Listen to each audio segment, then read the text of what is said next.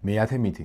სუბუქი წონებით კუნთს ვერ გაზრდი. კუნთის გასაზრდელად თავარია სეტი გათიშვამდე, ან მასთან ახლოს მიიყვანო. წონა კი მეორე ხარისხოვანია. თუ გაწუხებს ტრავმა, ან უბრალოდ გირჩევნია სუბუქი წონებით ვარჯიში, ამაზე არ იდარდო. მე-11 მითი. 1 საათზე დიდხანს ვარჯიში არ შეიძლება. რეალურად ვარჯიშის ხანგრძლივობას დიდი მნიშვნელობა საერთოდ არ აქვს, თავარია რა პროგრამით და რა ინტენსივობით ვარჯიშობ. შემდეგი მითი. ზოგი ვარჯიში უფრო ტრავმულია. ტრავმიანობას განსაზღვრავს კონკრეტული ვარჯიშის სახეობისთვის და რაოდენობისთვის მზადყოფნა და არა უშუალოდ ეგ სავარჯიშო მოძრაობა. შემდეგი მითი. ყოველდღე ერთი და იგივე უნდა ჭამო. პირიქით უფრო მრავალფეროვანი კვება შეიძლება ცოტა უკეთესიც კი იყოს, მაგრამ თავარი მაინც ჯამური კალორიები, მაკრო და მიკრონუტრიენტები. მე-14 მითი. ბოდიბილდერები ძლიერები არ არიან. რეალურად ბოდიბილდერები საკმაოდ ძლიერები არიან, მაგრამ ისინი არ ავლენენ თავიანთ მაქსიმალურ ძალას, რადგან მათი მთავარი მიზანი კუნთოვანი მასის მომატებაა და ისინი არ ვარჯიშობენ სპეციფიური ძალისმიერი პროგრამით. შემდეგი მითი. მოხუცი ხალხისთვის ვარჯიში არ შეიძლება. პირიქით, ასაკის მატებასთან ერთად ვარჯიში განსაკუთრებით მნიშვნელოვანი და სასარგებლოა. მე-16 მითი. ჯანსაღად თუ ჭამ, წონას გარანტირებულად დაიკლებ. კალორიები ჯანსაღ საკვებშიცაა და თუ იმაზე ნაკლებს არ მიიღებ, ვიდრე ხარჯავ, კალორიულ დეფიციტს ვერ შეიქმნი და წონა არ დაიკლებ. ასე რომ, ეს ჯანსაღია და რამდენსაც მინდა შევჭამ მენტალიტეტი საკმაოდ სახიფათოა. გადავიდეთ შემდეგზე.